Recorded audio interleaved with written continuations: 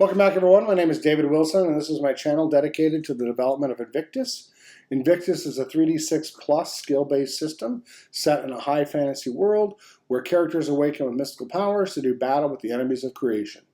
And while your characters grow in power, they remain fundamentally mortal, so danger is always around the corner. Today we're going to discuss the role of opposed roles, when we want to use them, and what are the design choices that we've made around them. First, let's meet Marlena Skarin. She's a liberator of art and other shinies, and she currently resides in Isengard. Before we go on, I want to ask that you like the video, subscribe to the channel. Each time you do so, I gain a point of inspiration. If you're new to YouTube, the more you interact with the video, such as liking, commenting, sharing, etc., the more the mystical algorithm of Antioch will consider sharing this video with other new people. Before we get too far, let's remind ourselves of some of our system goals. First, we want a dependable dice system with meaningful averages. No longer is rolling a 1 just as likely as rolling an 18. We also want our flavor text to be honest, right? So if an ability says you unleash a powerful blast, we want you to feel like you've unleashed a powerful blast, right? I don't know how many times you play a role-playing game and you read this power and it says, you shape creation and do this amazing thing, and then you do it and you're like, is that it? We don't want to do that. We want our flavor text to adequately represent the experience that you're going to have in-game. All right, combat's a big part of our system, and we want it to be fun, we want it to be fast, and we want it to be deadly, right? We want it to be real risk. We want characters to ask themselves, why am I getting into this fight? As opposed to, I guess that's what we do. We also want to have a death spiral. That is, taking damage hurts. As you get hurt in combat, you get weaker. As your enemies get hurt in combat, they get weaker, right? I think this is a really important part of the system. We also want single roll resolution mechanics, right? No more nat 20 followed by a 1 in damage. If you roll higher, you do more damage. If you roll higher, your spell casts more powerfully, right? That's how this game is set up. Okay, so why use opposed rolls? The fundamental answer is they're fun. Right? They're fun. When you say, I rolled a hit, and then you say, I rolled a dodge, that's fun. And I have to admit that that is a really enjoyable part. However, there is an issue. It's slow. It takes an extra moment in Invictus to put together your dice pool and to make your roll, right? It isn't just pick up a d20 and throw it. So when everyone is rolling to attack and rolling to defend, it slows the game down. And so because we have a system that has meaningful averages, we've come up with another way to do it, right? The next problem is these rolls can be too deadly. Remember what I just said. If you roll high, you do better.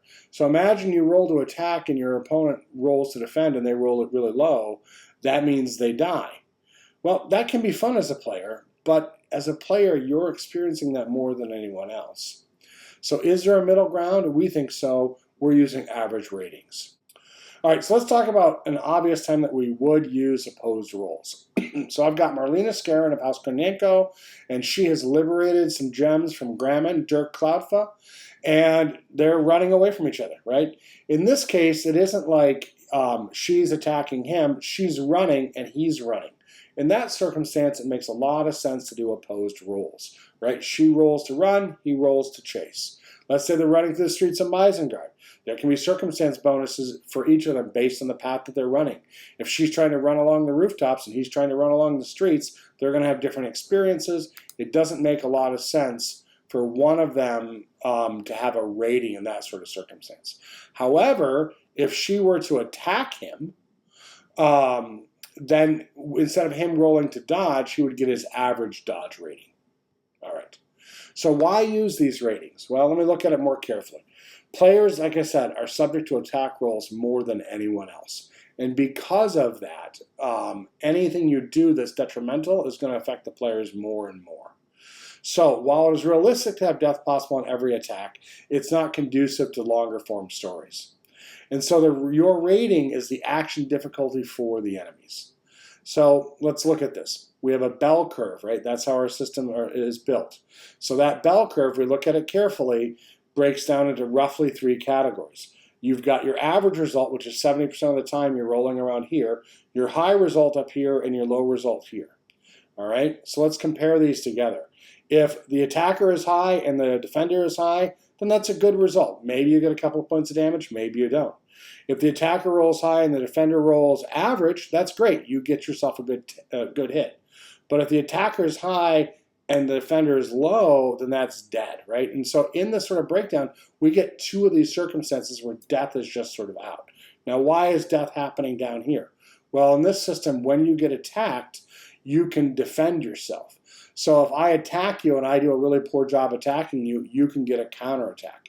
And that counterattack gets a bonus based on how poorly the attacker attacked you. So if you roll really poorly on the attack and the defender rolled really high in the attack, then that's just death. Now again, that's fun, right? But players deal with that more than anyone else. So we decided to cut sort of a middle ground. And that is you always have your average on your rolls. And that kind of eliminates this instant death circumstance. Okay, so which things do we use for ratings? How do we do ratings?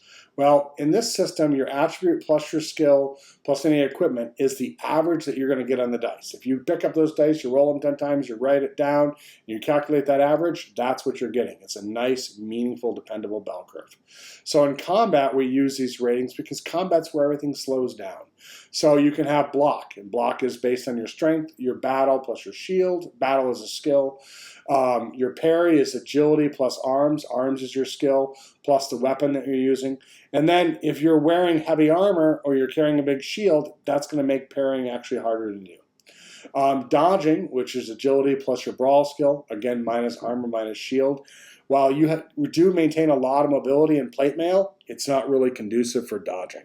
So in this game, you're going to have to make a choice. Do I want to avoid being hit, and that is be more lightly armored, or do I'm going to accept that I'm going to get hit and wear heavier armor?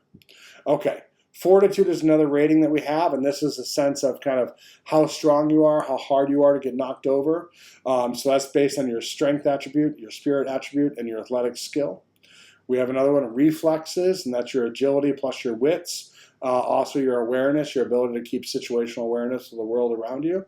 And then one thing to note in this game, as Ronald, the rules lawyer, does for Pathfinder, every +1 matters. Wound penalties affect all ratings and our saves. We also have something called exposure and guard, which will come into our combat video, which changes these outcomes as well. Okay, let's look at this in practice. We build what's called a defense ladder. And so let's say you calculate all these ratings and now we're looking at them. And you come up with the block is 15, parry is 12, dodge is 10. When you get attacked, you're generally going to use your highest defense, which in this case would be a block for 15. However, let's say someone's grappled you. When you're grappled, you can no longer use that block rating, and now you're stuck with your parry and your dodge rating. So there are situational awarenesses that change which one of your ratings is going to be used. And this might sound really complicated, and I'm not going to pretend that it isn't, but once you learn the system, it's really fast, it's really smooth, it works really, really well. If you're outside of combat, what kind of ratings might you use? Well, most of the time, the game master is just going to tell the player, make your roll. But sometimes the game master wants to make a roll in secret. It's things like passive perception. So if the game master is like, you know what?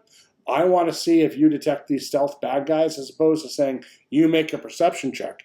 The game master will make their stealth check against, say, a character's wits and awareness. But most of the time, again, these ratings, these averages will be done in combat, and that's simply a function of speed. Outside of combat, you actually do opposed rolls. Okay, the next video that we're going to talk about is combat. And, we're going to look at different kinds of weapons. So we've got kind of a spy versus spy theme going on here. These guys are going into a battle, and we're going to see what happens. Whoa.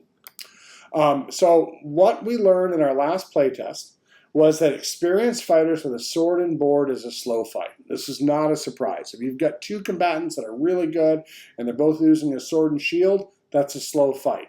And I was really excited to see that was the outcome.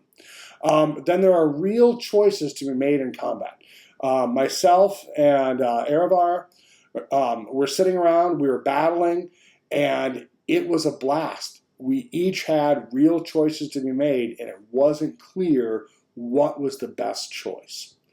There was, like I said, no clear optimal choice. Balancing between offense and defense was tough. It really felt like we were in a battle. We were trying to outmaneuver each other and beat each other up.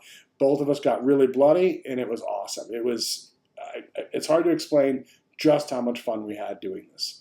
Grappling was fun, like actually fun. This isn't, D&D 3rd edition with 800 words for grappling. The grapple system is still 130 words, which is longer than I want it to be, but it was actually fun. So what happened, right? Erevar threw his sword and shield to the ground. He grappled me. He then drew his dagger and stabbed me. And I was so excited. This was just a blast. And it felt smooth. It felt realistic. It felt good. So we're going to get into that more in our next video. So if you're watching these, I want to know what you're interested in learning about most. Do you want another video on how to play? Another video about character creation, genoses, which is our races, class abilities, domain abilities. Domain abilities are almost like subclass abilities in other games. Combat, weapons and armor, more on spellcasting, lore and world building, something else? Let me know. Remember to like, subscribe. We really do appreciate it. Thank you so much.